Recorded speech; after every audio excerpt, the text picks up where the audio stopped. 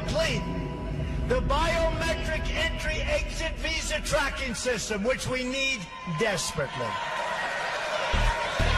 For years, Congress has required biometric entry-exit visa tracking systems, but it has never been completed. The politicians are all talk, no action, never happens, never happens. Hillary Clinton, all talk. Unfortunately, when there is action, it's always the wrong decision. Do you ever notice? In my administration, we will ensure that this system is in place. And I will tell you, it will be on land, it will be on sea, it will be in air. We will have a proper tracking system. Approximately half of new illegal immigrants came on temporary visas and then never, ever left. Why should they? Nobody's telling them to leave. Stay as long as you want. Welcome to Illuminati headquarters. It was a groundbreaking ceremony for a new factory. Did she mention seeing anyone who was sick? Anyone on a plane at the airport? No, she said she was jet-lagged. The average person touches their face 3 to 5 times every waking minute. In between, we're touching doorknobs, water fountains, and each other. Beth. Mom? No, go up to your room, honey. So we have a virus with no treatment protocol and no vaccine at this time. You had a seizure this morning, Beth. She had a history of seizures, No. allergies. As of last night, there were 32 cases. Unfortunately, she did die. Right. So can I go talk to her? Mr. Amoff, your wife is dead. What are you talking about? Okay. What happened to her? What happened to her? Is there any way someone could weaponize the bird flu? Is that what we're looking at? Someone doesn't have to weaponize the bird flu. The birds are doing that. Watch this. It's transmission, so we just need to know which direction. On day 1, there were 2 people, and then 4, and then 16. In 3 months, it's 1 billion. That's where we're headed. They're calling out the National Guard. They're moving the president underground. People will panic. Get away! It will tip over. The truth is being kept from the world. Cook your samples, destroy everything.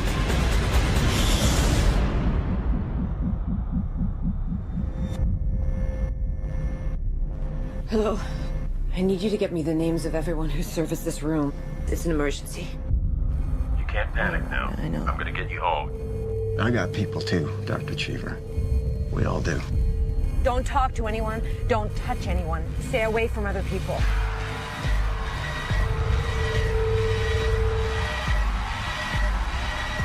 Get back in your car. We're not sick! It's figuring us out faster than we're figuring it out. It's mutated.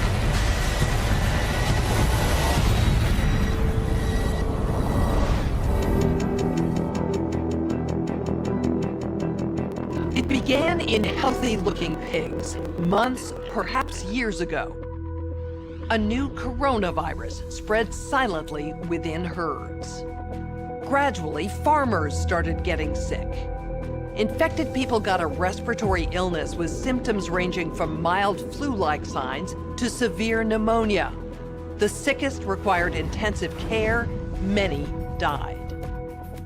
Experts agree, unless it is quickly controlled, it could lead to a severe pandemic, an outbreak that circles the globe and affects people everywhere.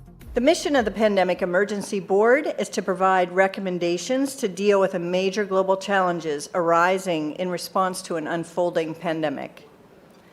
The board is comprised of highly experienced leaders from business, public health, and civil society. We could be looking at double the number of cases in 1 week and 16 times as many in a month if we are not able to stop the spread. That would be on the order of 500,000 cases, and it would continue to rise exponentially. In 3 months, we could be approaching 10 million cases. We're at the start of what's looking like it will be a severe pandemic.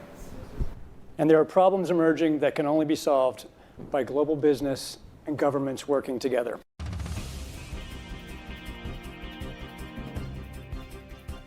We have known about caps-like viruses in animals and people for decades, but have not been successful at developing a licensed vaccine. And sure, there are new technologies that may help, but it's going to be difficult. I am not optimistic about having a vaccine in time to be relevant during this pandemic. So the policy crisis in question for this board in this meeting is this: how should governments, business, and international organizations allocate and distribute pandemic antivirals and medical supplies to the people who need them most? What we've seen work very well in the HIV field is, in fact, procurement through the Global Fund. So having a centralized mechanism, so financially able to procure on behalf of affected countries would be critical. I think the second thing is it's going to be very important that for the business sector, for manufacturers of antivirals, that we have clarity around what the need is and where the need is and who are making the decisions. I think that given that the countries most affected are those that are low and middle income countries with unequal access to technology, to finances, the UN has a worldwide footprint, universally recognized, and universal membership. A global stockpile would certainly help ensure more rational and strategic allocation, but the reality is that we don't have the logistics capability, even within the UN, to bring that together in one place and run it. So this is where I think a collaboration between the international organizations like the World Health Organization and the private sector, which runs these supply chains for many purposes every day, understand where the supplies are, make smart decisions about how to allocate them to the people who need them in the places that need them the most, and then work with the industry to move those supplies from where they are today to where they need to be. Just to underscore the point that cooperation among supply chain providers or businesses that have huge supply chains can add a lot of efficiency to the whole process. The question is, can you, through this international mechanism, really promote commitments to doing this as quickly as possible and give people a sense that actually if they contribute more, that they will have a better chance of protecting their own populations and their country's security and health. So to be completely clear, most of this production would already be committed in contracts. Yes. It is almost unheard of that people are producing product without having a forward commitment for the consumption of that product. So the first thing that needs to be done, because this is not something that the countries currently control, unless countries are going to bring about emergency situations and co-opt an existing supply chain. I think it's not likely, I agree, that countries are not going to buy a countermeasure to put into a global supply without retaining a large portion of it for themselves.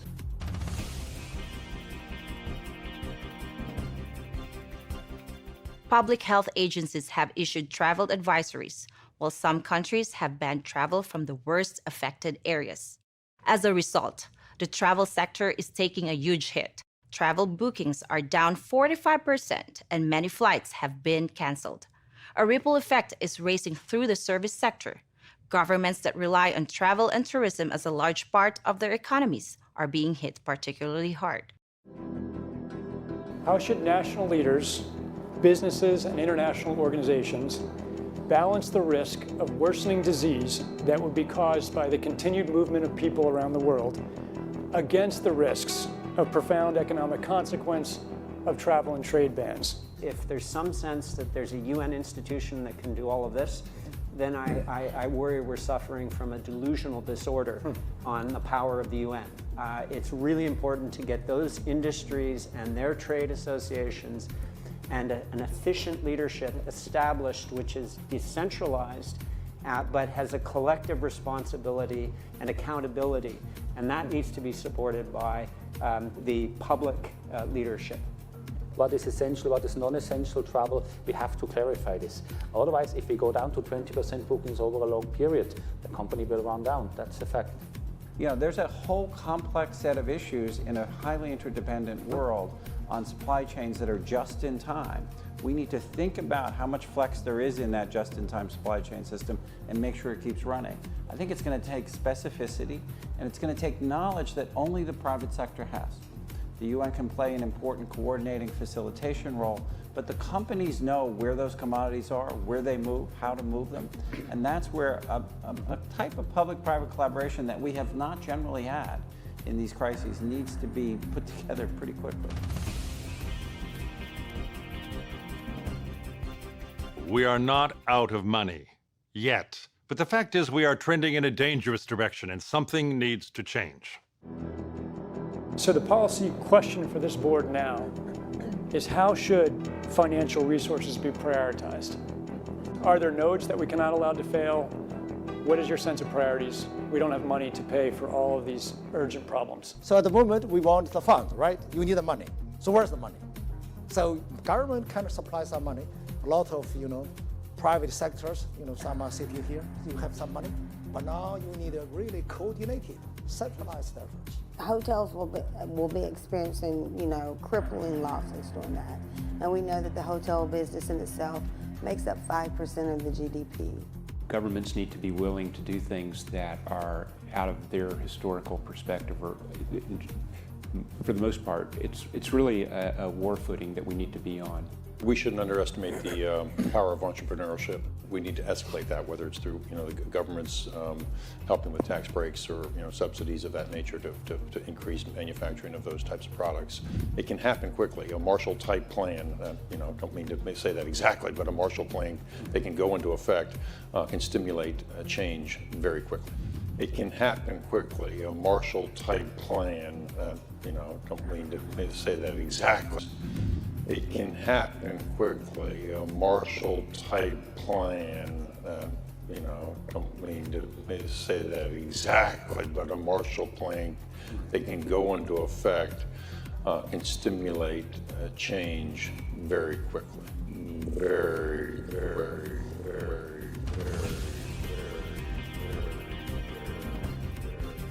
Countries are reacting in different ways as to how best to manage the overwhelming amounts of dis and misinformation circulating over the internet. In some cases, limited internet shutdowns are being implemented to quell panic. How much control of information should there be, and by whom? And how can false information be effectively challenged? And what if that false information is coming from companies or from governments? So what's being done to stop all this misinformation from getting to you? A lot, actually. Google's actually instituted what they call an SOS alert around coronavirus. So when you search on the platform, you're going to get reputable news organizations, you're going to get results from the WHO and the CDC, you're going to get really good stuff. You're also not going to get stuff for face masks, colloidal silver, or other products that claim they can protect you from coronavirus. While Google's blocking some of the bad ads, what they're also doing is giving NGOs and medical organizations free ads. You'll see them on Google, YouTube, Facebook's doing the same thing. And for the first time, all these tech companies are really talking to each other about their response to the coronavirus outbreak, and they're coordinating their response with the federal government. I think it's very important that we make sure that there is concise communication with all healthcare facilities where these patients are being treated so that there isn't mass panic. We're at a moment where the social media platforms have to step forward and recognize the moment to assert that they're a technology platform and not a broadcaster is over. They in fact have to be a participant in broadcasting accurate information and partnering with the scientific and health communities to counterweight, if not flood the zone, of accurate information, because to put the genie back in the bottle of the misinformation and disinformation is nigh impossible. One thing we haven't spoken about, and I'm wondering whether it's time to talk about this, is a step up from the part of the governments on enforcement actions against fake news. I personally do not believe that trying to shut things down in terms of information is either practical or desirable. And we do have, I think, a couple of strategies that are available to us, one of which is the flood strategy, second of which is relying and informing and equipping trusted sources of information with the facts so they can then pass that on. But we also need to actually think about a technological answer to this. What we need to do with containment and mitigation is to blunt that curve, because left to its own devices, it's going to do this. How do you know when this curve is blunt? And do you have any evidence that we're blunting it? Right now, well, I'm sure that we are with what we're doing, but the numbers don't tell us that yet. Should we expect more closures? Should more Americans be prepared to be hunkering down at their house? I think Americans should be prepared that they're going to have to hunker down significantly more than we as a country are doing. Are you going to close bars and restaurants in the state of Ohio? Well, we're certainly looking at that. We started off last week closing the schools. We reduced the number of people gathered together to 100. We've restricted access to our nursing homes, to our prisons. So we're taking tough steps. Every day counts so much, and you cannot wait. You've got to move very, very quickly. And look, these are tough decisions. We're inconveniencing people. It's making people's lives change. But we've got to save lives. Everything we're doing is to save lives. We're the ones who've had to provide the leadership because the federal government just has fallen down on this. So they didn't advise us to shut down major events, sporting events, parades. We made those decisions on our own. They are not the ones that advised us to close schools. We made those decisions on our own. So we're on our own out here. I wish we had leadership from Washington. We're not getting it. This is definitely an unprecedented time for healthcare systems in our country. I think we need to think about this in almost a warlike stance. My concern is that we have millions of healthcare workers around this country who are prepared to do battle against this virus, but I'm concerned that there are at least a couple of areas of supplies that they need in order to fight that virus as effectively as possible. One is the testing that we need, and Dr. Fauci commented on that, and I hope indeed that private labs are going to ramp up testing. Hi guys, this is Daniel Alexander Cannon here on Logic Before Authority. And this is somewhat of an emergency broadcast, and that is no joke. Well, let me just read it, okay? She had contacted me initially just saying, hey Daniel, if they shut down your channel, please, text me your new channel. And at a later date, after I put that video up last night, this person texted me and they said, I work for the local school board. 5G has been getting a lot of bad press lately. We know why. The U.S. Department of Education has been wanting to roll out 5G network in many district schools. Unfortunately, the parents as a whole would try to stop the implementation of it.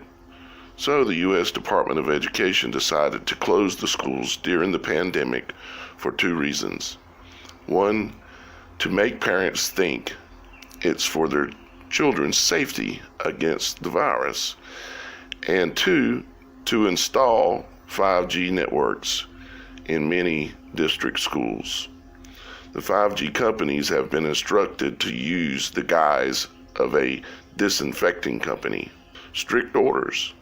If anyone asks, you are a cleaning company there to disinfect the schools. Don't tell anyone that you are installing 5G. All contractors must sign a non-disclosure agreement. This shit is getting real, Daniel. Please help. And of course, I responded, I'm on it.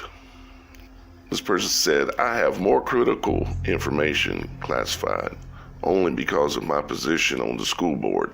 Unfortunately, I think I've given you all I can give. I'm one of the few that know. If it gets out, I'm one of 3 people that could have leaked it. Thanks, Daniel. So I wrote her back. We are talking about a worldwide situation. There is nothing going on just at your school district. However, whatever they are doing at your school district, they are likely doing across the nation. We do not need to mention the name of your county or the name of your state, but I do need the truth. Isn't that why I'm here and why you are here? This is important. And then I said, plus anything that you know at your level is likely known by hundreds, if not thousands. But they are asleep and maybe do not know the importance of this matter. She responded, yes, I just texted you that there is more classified information. You are a very smart man. If they are doing this in my district, then they must be doing it nationwide. I also have other information I choose not to divulge, like names of contractors, dates, times of installs, locations, etc. I don't tell you nationwide. You figure that out for yourself. I have access to the U.S. Department of Education web server for my district. For some crazy reason, my login allows me to venture out of my district into other local districts and the national programs. I can't believe how many schools are going to roll out and implement the 5G networks in such a short period of time. Yes, it's the truth. Most of this has to be done by mid-April. The hundreds or thousands that we may know that may know it and be asleep have been notified that 5G is safe and has gotten bad press by conspiracy theorists. We therefore ask you to refrain from asking or acknowledging to the public of this upgrade. We don't need parents with false fears of 5G in this time of the coronavirus pandemic. And she says she says not verbatim, but close, just from memory. So, let me read the rest and then I'll talk a little bit. It says, yes, please, don't mention my district. Also, I am one of a few in my state. I would appreciate anonymity that way. Thanks, Daniel. So this is someone that's in a position of only a few people within a state that has access to knowledge of this 5G rollout in the school districts under the guise of cleaning the schools. Just like what I thought. And now it's confirmed, okay? So, what they are doing is as this lockdown goes into place, they're doing this with schools. They're installing 5G into your elementary schools and your middle schools and your high schools where your children are going to be exposed 8 hours a day to this 60 gigahertz millimeter wave radiation. This is going to devastate the youth of this country and of this world because this is something that's going on worldwide. Why do you think, if it's such a good thing that they're sneaking it in the back door and pretending to be a cleaning crew and being told that they cannot say anything, okay? It's because they know it's bad. This is simple and obvious and it has got to be stopped. Many of you within the sound of my voice have the ability to do something about this. And many of you have the ability, all of you have the ability to spread this video. And not only spread this video, spread this information. This is something that we can stop, but they're going to try to shove it down our throat. And they're going after the children. They're going to ramp this up, making like it's looking really bad, and they're going to install this in the schools, in the hospitals, and everywhere, okay? They've got it all planned out so that they've got all their white vans and white trucks and all this stuff ready to go, packed full of this equipment. And over the next 30 days or so, they're going to shove it down our throat while we're sitting at home. And then they're going to say, okay, everything's all right. You guys can come on out. It's safe, just like Wuhan. We got all their 5G in before, back in December before they got sick. Thank God we had 5G, 60 gigahertz millimeter wave 5G there. You see, by December 1st of 2012, China had a law that said that they had to have all of their immunizations by December 1st, 2019. And the country declared that they had Wuhan fully installed by the 1st of December 2019 with 5G, 60 gigahertz millimeter wave 5G. Now, come here in about 30 to 60 days, we are going to be in the same boat as Wuhan. You see, we don't have 5G coverage right now. But while we're sitting at home, they're putting it in the schools, they're putting it in the hospitals, they're putting it in the office buildings, especially government ones, and they're putting it on the streets everywhere. I guarantee you there is a huge crew of people that are clueless, and they think they're doing something good because this is going to help fight the virus. And they're out installing this stuff 24 hours a day, 7 days a week. Is it happening yet? No, maybe not. But it's coming as soon as this lockdown, and that's coming. They're going to lock down the entire United States. They've closed the borders already. I know for a fact the Canadian border's closed. I have a man that lives literally spitting distance to the border, and it's closed. No one coming, no one going. This was the last message that this person sent me. They said, please don't understand, Daniel. Don't misunderstand, Daniel. I am not speculating this. I have firsthand knowledge of fact. You see, this ain't a conspiracy theory. This is a conspiracy. They are coming for you. They're coming for your children, and they're coming for you. And if we don't do something, then we deserve what we get. And that's how they see it. If we don't do something to stop them, we deserve it. And that's how they see it. That's their moral place they stand on. That if we're not smart enough or willing to take any risk or do anything to stop them, then we deserve it. That's the moral card they stand on. Now, I've done my part. This beautiful lady has done her part. Now, y'all guys got to do your part, you know? Let me share something else with you here. This person says, Daniel, I live by the Rosebud Suez Reservation in South Dakota. Through a friend of mine, I learned last week, Thursday or Friday, FEMA unloaded a semi-truck of plastic coffins. What would you imagine they were expecting and preparing for? I said, those are incinerator coffins likely. Will you look across YouTube and Facebook for any videos of trucks loaded with coffins, or if you can find any? So I need y'all guys to scour the internet too as well. False. Get a look at the FEMA coffins. Look. Look at them. They're right there. That's it. I don't know where they're shipping them, but look, just so you know, we're not playing no games. We are look not at the playing side games. of the truck. Look at the side of the truck. It says burial vaults. No games. Look at that. Y'all guys are a lot of power for research. So if y'all guys can find this, I'm not talking about old videos. I'm talking about stuff that's new in the last 30 days. They're from Indiana. All right, I'll take it back off. Hey. We just saw it. It ain't no joke. Shalom, man. Let's say since the 1st of January, okay? If you can find stuff that's people have put out, catching photos, videos of these coffins on the move, I need to see it. And the reason is, because I know what you're thinking. The reason is, and you're thinking, some of you, that this virus doesn't exist.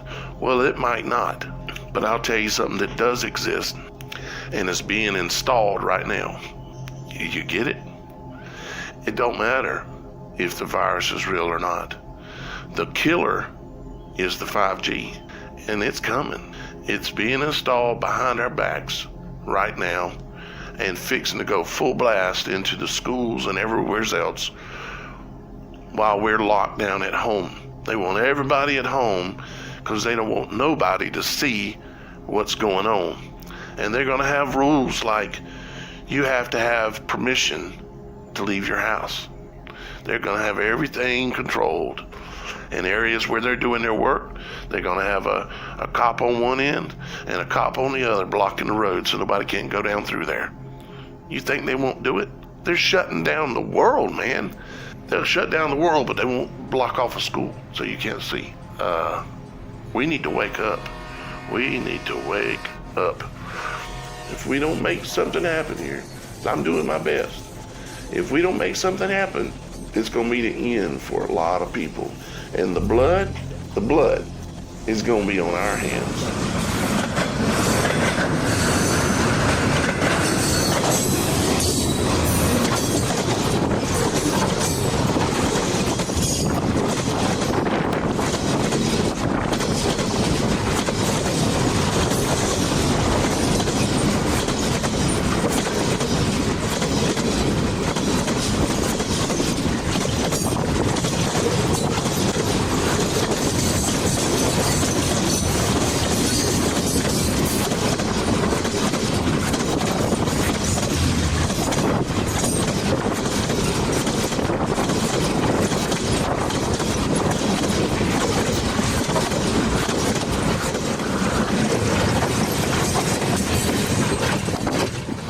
Dr. Ian Lipkin is the director of the Center for Infection and Immunity at Columbia University School of Public Health. He's one of the world's leading infectious disease epidemiologists. Dr. Lipkin, thank you so much for being here tonight. My pleasure.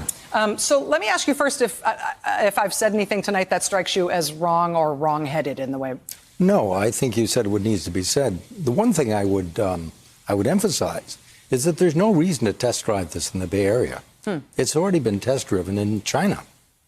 This is how the outbreak was shut down in Hubei province, in Wuhan.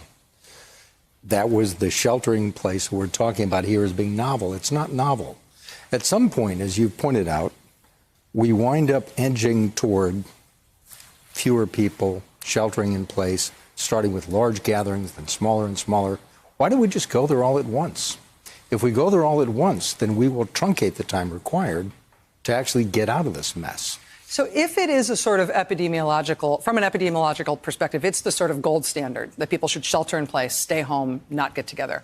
What I worry about is in a society with almost no testing, are you guaranteeing that people who are positive right now and don't know it are going to infect all their family members with whom they are sheltering in place?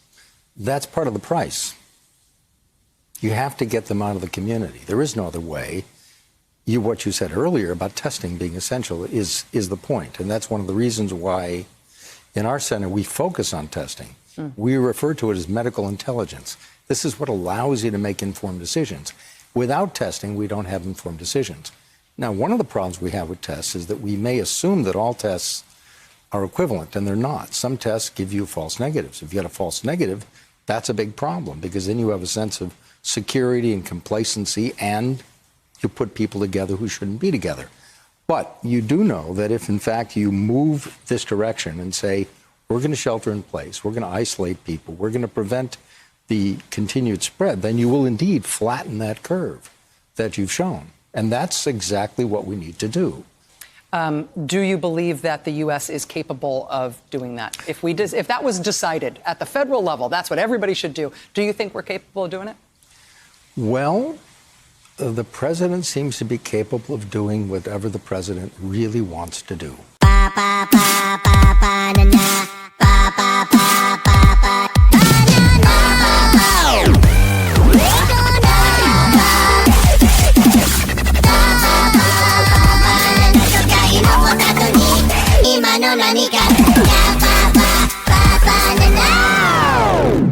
Through his foundation, Bill Gates has helped to fight AIDS, tuberculosis, and malaria. Well, today at the World Economic Forum in Davos, Switzerland, he announced that his project called CEPI, or the Coalition for Epidemic Preparedness Innovations, has $460 million. He sat down with CBS News to talk about how that money will go to preparing for the next great epidemic. The idea is to take a new way of building vaccines that could let us develop in less than a year a novel vaccine. They're called DNA RNA vaccines, and so we'll fund a few projects to build specific vaccines, but not only will we get that, we'll prove out that these platforms can work, we'll understand the regulatory issues, and it gives us a chance of being able to respond in time when the next epidemic hits. We're in the same situation we were in before, where it takes years to build a new vaccine. But the scientific idea of these new platforms could radically change that, so that a lot of the steps are sitting there ready. The factory piece, understanding the regulatory piece, and you just have to plug in some information, do some quick safety profiles, and then you can get into manufacturing quite rapidly. Well, we need vaccines for a lot of things, not just epidemics. We need a HIV vaccine, a tuberculosis vaccine, a malaria vaccine. All of those things are in the works, and over the next decade, I think most of those we'll get solutions for. This means pain, suffering, and death in a way that we Americans could control more, but we are not. I've always known this is a pandemic. I felt it was a pandemic long before it was called a pandemic. And pointing out the fact that it is 10 times more deadly than the flu. The mortality for seasonal flu is 0.1. The mortality for this is about 2.5%. It's probably lower than that. It's probably closer to 1. But even if it's 1, it's 10 times more lethal than the seasonal flu. You got to make sure that people understand that. That it is 10 times more deadly than the flu. If we continue with that process, we will fail in containing this virus. So every single generation has a role to play. We're asking our older generation to stay in their homes. We're asking the younger generations to stop going out in public places, to bars and restaurants, and spreading asymptomatic virus onto countertops and knobs and grocery stores. This virus is very contagious. It has shown its ability to kill. And although the influenza seasonal flu virus can also be deadly, our estimates is this is several times more dangerous. More dangerous. The narrative, the message I think a lot of people have been hearing is, look, it's not that bad. It's just another flu. Most young, healthy people are going to be just fine. That it is 10 times more deadly than the flu. We're not victims of circumstance. We can make decisions to meet moments. And this is a moment we need to make tough decisions. This is a moment where we need some straight talk, and we need to tell people the truth.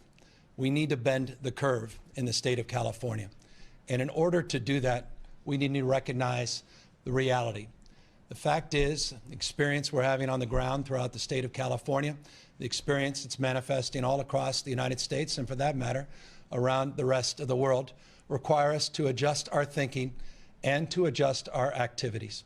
In the state of California, many people are very familiar with these adjustments. A number of days ago, there were 6 Bay Area counties that led with stay-at-home orders. Now, as I speak, some 21.3 million Californians reside in a community, in a city and or county that have similar orders. A state as large as ours, a nation state, is many parts, but at the end of the day, we're one body. There's a mutuality and there's a recognition of our interdependence that requires of this moment that we direct a statewide order for people to stay at home.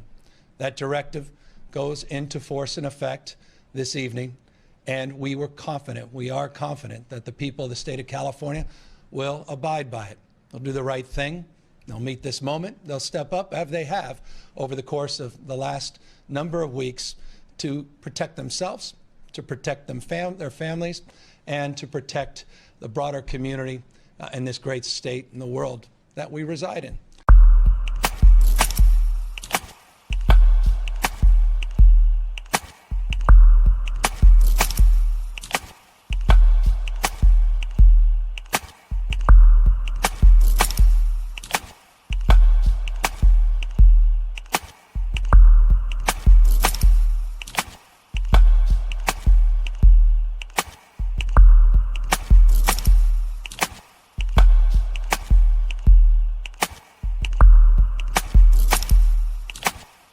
在关心赵立坚的观点是不是代表中国政府的观点？我想，你更应该先去问一问，最近一段时间来，美国个别的政府高官，他们攻击、抹黑中国的一些言论，是不是代表美国政府的观点？